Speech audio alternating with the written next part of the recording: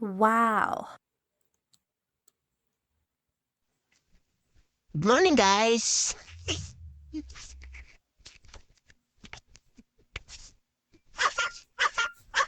Dadandayin natin ang ating bulsay.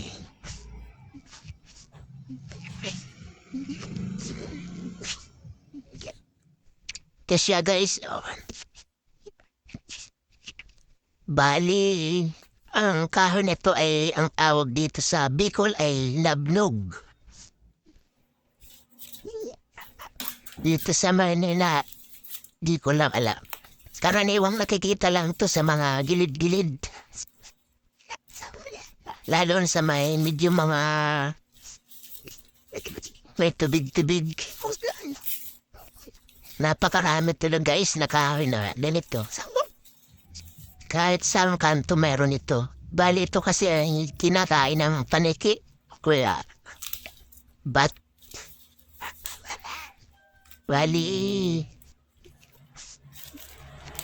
pag inipot nila yan ay kusa na lang mabubuhay. Madali lang siyang tumubo.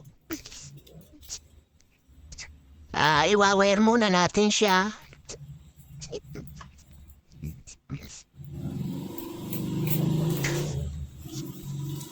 Ito ay hindi ko muna dinilid ng isang linggo. Para pag binaluktot natin yung sangay ay di siya mababali. Pag kasi dinilidan mo to, tapos parang malutong yung katawan niya sa sobrang dami ng tubig sa katawan. Kaya mababali siya. Pag binaluktot natin,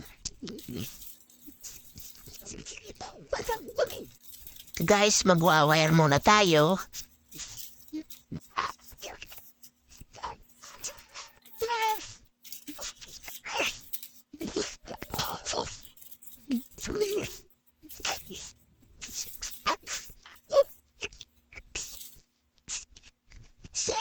Yung madali lang ito i-wire kasi yung katawan niya ay di masilan.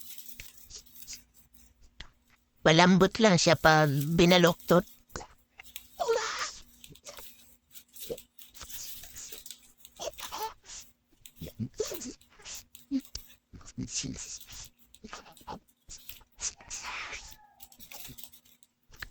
Ang dinamit ko ditong bonsai wire ay yung nabibili lang sa mga junk shop.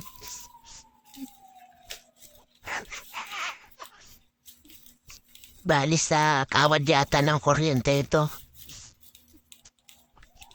Tapos, inagay ko lang sa apoy para lumambot siya. Kailangan ilagay sa baga.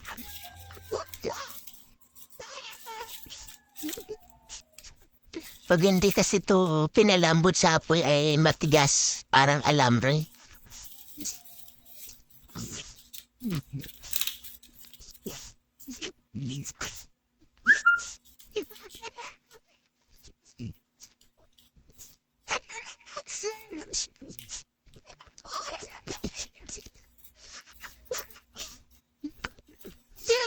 Iba!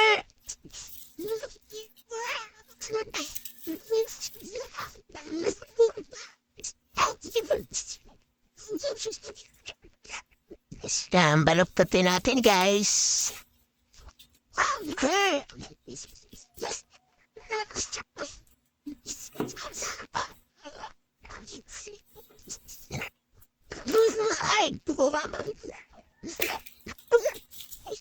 Bali, putulan natin yung sangay ng sobra. Hindi mapurol lang aking pang putol. Sama pala ito. Puputulin natin yan, yung mga sangang medyo sobra. Tapos linisin na natin.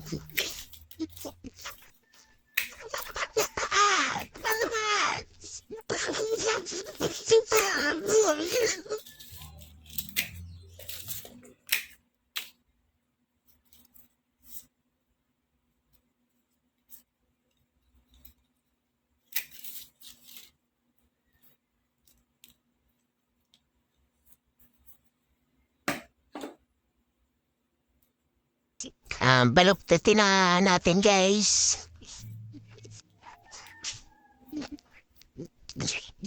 Baluktatin lang natin ang ayon sa gusto niya.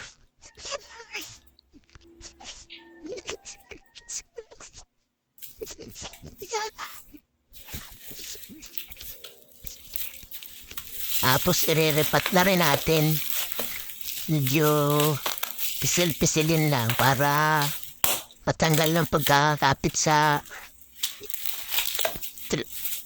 pot, sa trimming pot. Ito pala guys ay pinakapit ko siya sa bato. Yung nakuha kong bato sa dagat. Yan, kapit na siya. Bali, yan. Tinali ko siya sa bato tapos dinagay ko sa pot.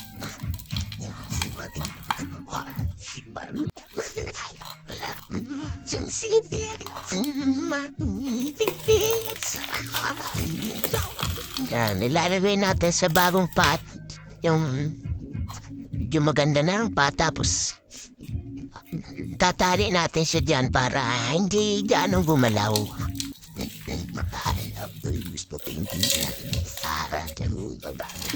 May duta siya.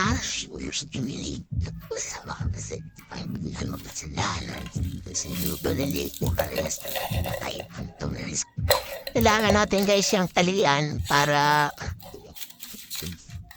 hindi siya gagalaw-galaw. Pag madalas kasi siyang magalaw ay mamamatay siya, hindi siya mabubuhay. Then guys, hanapan lang natin ng pwesto na maganda. Tapos tatali.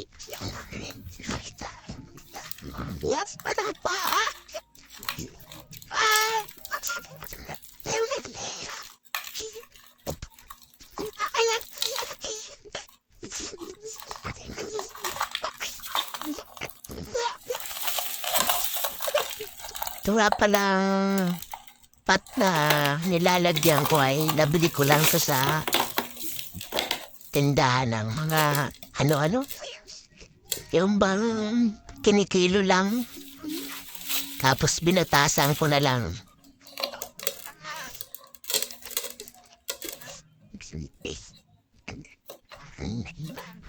Kailangan tibayan yung pagkakatali. Itong kahoy na to ay hindi naman siya masilan. Kaya maganda. Tutubo agad siya. Yan, lalagyan natin guys ng river sand.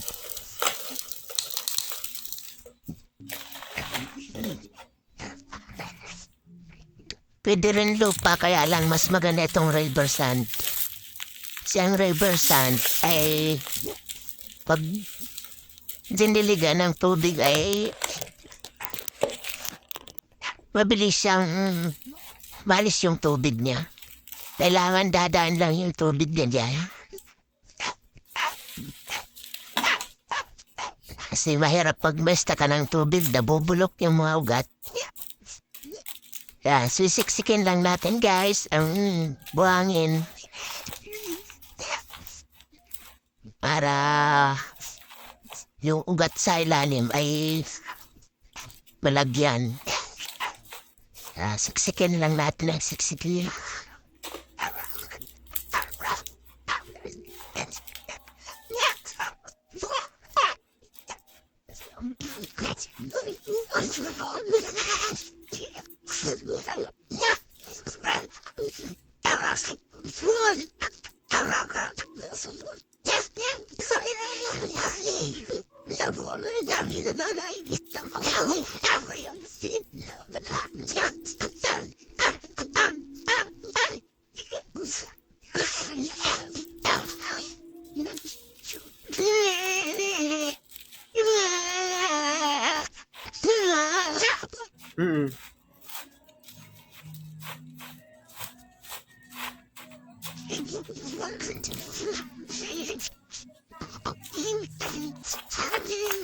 Siksikin ng mabuti.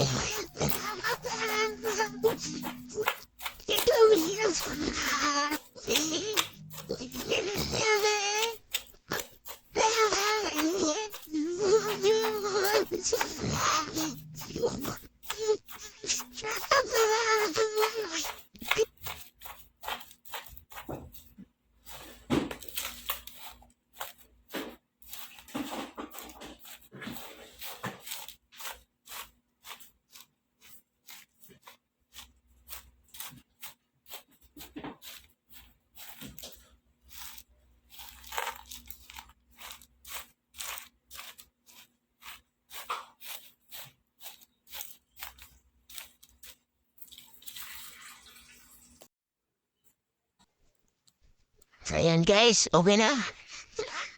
May tali na siya.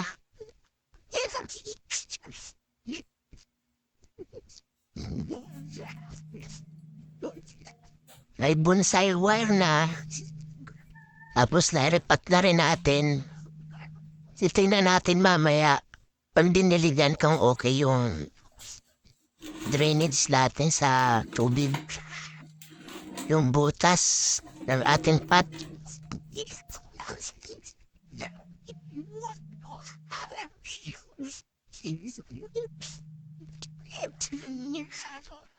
Anyway, so kapit na yung ugat niya.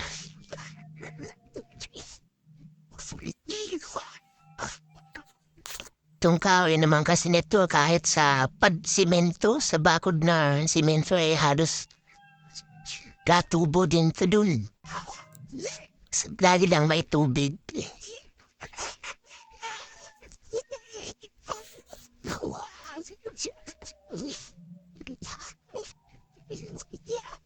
And guys, tapos na tayo.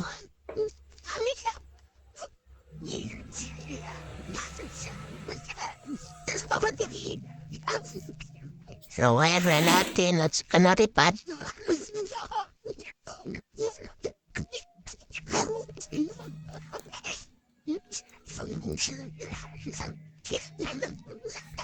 Yung hindi bubuhusan natin ang tubig kung tuloy-tuloy.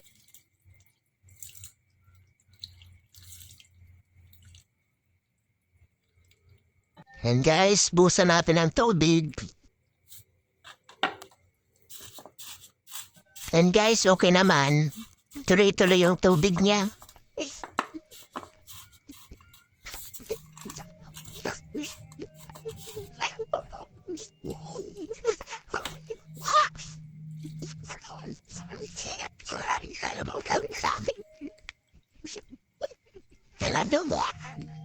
Talaga? Okay naman siya. Basta mabilis siyang mawala yung tubig. Hindi na-istaka ng tubig para hindi mabulok yung